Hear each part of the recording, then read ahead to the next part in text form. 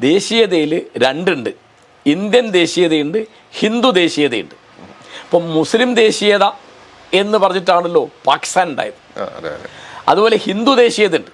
ഹിന്ദു ദേശീയതയ്ക്ക് വേണ്ടിയാണ് 1915 ഹിന്ദു മഹാസഭ ഉണ്ടായത്, 1925 RSS ഉണ്ടായത്, പിന്നെ പിൽക്കാലത്തുണ്ടായ BJP വാസ്തവത്തിൽ പ്രവർത്തിക്കുന്നത് ഹിന്ദു ദേശീയതയ്ക്ക് വേണ്ടിയാണ്.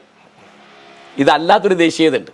അതിപ്പോൾ ആര് ഉയർത്തിപ്പിടിച്ചാണ്? ഇപ്പം മഹാത്മാഗാന്ധി, അല്ലെങ്കിൽ ജവഹർലാൽ നെഹ്റു, അല്ലെങ്കിൽ ഖാൻ അബ്ദുൽ ഗാഫർ ഖാൻ, അല്ലെങ്കിൽ അബുൽ കലാം ആസാദ്, ഇപ്പോൾ നമ്മുടെ നാട്ടിലാണെങ്കിൽ KP കേശവമേനോൻ, മുഹമ്മദ് അബ്ദുറഹിമാൻ, മൊയ്തു മൗലവി, ഇത്തരം ആളുകൾ ഉയർത്തിപ്പിടിച്ച ഒരു ദേശീയതയുണ്ട്. അതെന്താണ്? നമ്മൾ ഇന്ത്യക്കാരാണ്. ഇപ്പോൾ നിങ്ങൾ എന്നോട് ചോദിക്കുക നിങ്ങൾ ആരാണ്, എൻ്റെ ആദ്യത്തെ മറുപടി ഞാൻ ഇന്ത്യക്കാരനാണെന്നായിരിക്കും. പിന്നെ നിങ്ങൾ ചോദിക്കുക നിങ്ങൾ ആരാണ്, ഞാൻ പറയാം മലയാളിയാണ്. പിന്നെ ചോദിക്കുക നിങ്ങൾ എവിടുത്തുകാരൻ, ഞാൻ പറയും കോഴിക്കോട്ടുകാരനാണ്. പിന്നെ ചോദിക്കുക ഞാൻ പുരുഷനാണ്. പിന്നെ ചോദിക്കുക ഞാൻ അധ്യാപകനാണ്. ഇങ്ങനെയൊക്കെ അപ്പോൾ നിങ്ങൾക്കൊരു സംശയം, നിങ്ങൾ ചോദിക്കും നിങ്ങൾ ഏത് മതക്കാരനാണ്. ഞാൻ പറയും ഞാനൊരു മുസ്ലിം കുടുംബത്തിൽ ജനിച്ച ആളാണ്, ഞാൻ ഇസ്ലാം മതം അനുഷ്ഠിക്കുന്ന ആളല്ല. അപ്പോൾ ഈ ദേശീയത എന്ന് പറയുന്നത് നമ്മളൊരു ജനതയാണ് എന്നുള്ള വികാര, അല്ലാതെ ബെർണാഡ് ഷാ പറഞ്ഞത് അന്യായമായി അന്യദേശക്കാരനെ വെറുക്കാനുള്ള ഒരു കാരണമാണ് ദേശീയത.